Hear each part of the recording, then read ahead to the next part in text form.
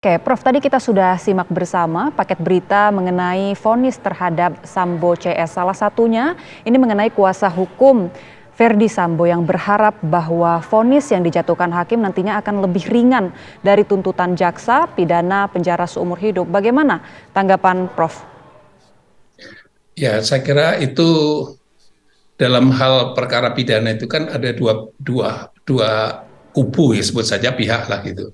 Yang satu adalah jaksa penuntut umum, yang satu adalah terdakwa dan penasihat hukumnya. Yang satu mendakwa, yang satu menegasikan dakwaan jaksa.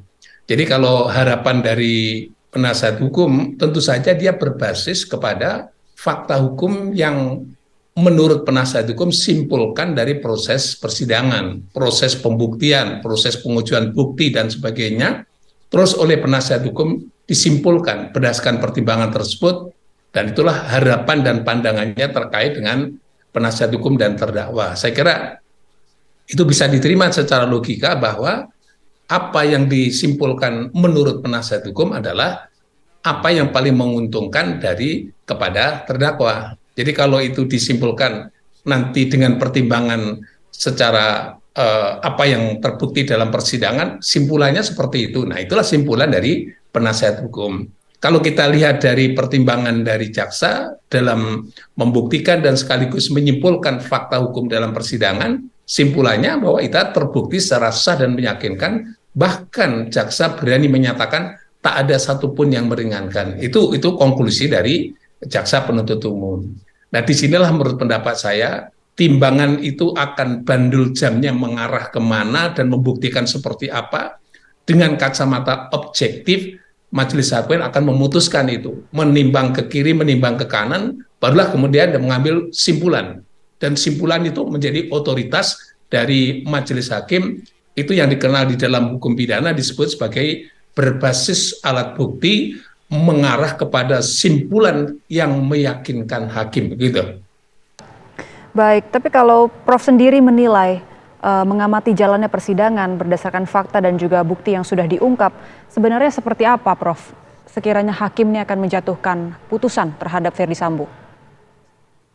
Yang jelas kalau itu mengarah keputusan bebas agak sulit karena sedikit banyak ada pengakuan di situ. Apa pengakuannya? Yang pertama meminta maaf ya. Yang kedua adalah setidak-tidaknya obstruction of justice masuk karena sudah diputus sebagian diantaranya oleh kode etik ya kepolisian ya Dewan Kode Etiknya sudah memutus ya. Berarti itu dugaan pelanggaran kode etiknya masuk dan itu kode etik itu terkait dengan bukti yang berhubungan dengan obstruction of justice. Kalau dakwaan obstruction of justice berarti secara apa namanya fakta hukum dengan konklusi seperti itu ya paling tidak itu juga menguatkan rencana simpulan yang dibuat oleh hakim. Yang menjadi masalah terkait dengan pembunuhannya bagaimana gitu ya. Pembunuhannya paling tidak separuh diantaranya sudah terbukti. Ada proses yang disebut sebagai rekayasa sebelum pada laporan atau pemeriksaan yang intinya. Rekayasa untuk mengalihkan pembunuhan kepada namanya adalah tembak menembak gitu, terus melakukan pembelaan terpaksa dan seterusnya ternyata gagal. Nah, dari simpulan itu membuktikan secara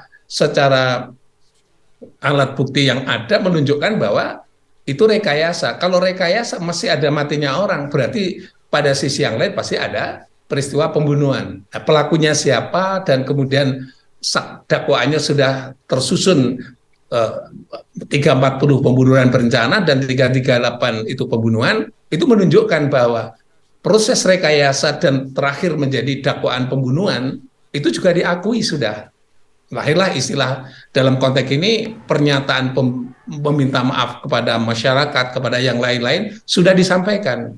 Meminta maaf kepada publik itu ya secara implisit di dalamnya mengakui adanya suatu perbuatan itu gitu ya. Nah, pertanyaannya di sidang pengadilan itu bukan hanya pengakuan saja, tapi harus dibuktikan tentang kebenaran pengakuan itu berdasarkan barang bukti dan alat bukti untuk memastikan bahwa dakwaan jaksa sekaligus plus pengakuan tadi memang ada bukti. Nah, disitulah bagian yang akan dipertimbangkan oleh majelis hakim. Kalau tadi saya sudah sampaikan, kalau memberatkan itu adalah pertimbangan dari jaksa, meringankan pertimbangan dari penasihat hukumnya dalam requisitoir sekaligus di dalam pledoi. Itulah gambaran pandangan dasar dari penuntut umum dan sekaligus pandangan dasar dari penasihat hukumnya. Kalau replik duplik dan seterusnya itu teknik untuk jawab jinawab di dalam proses penegakan hukum, tapi tetap juga basisnya adalah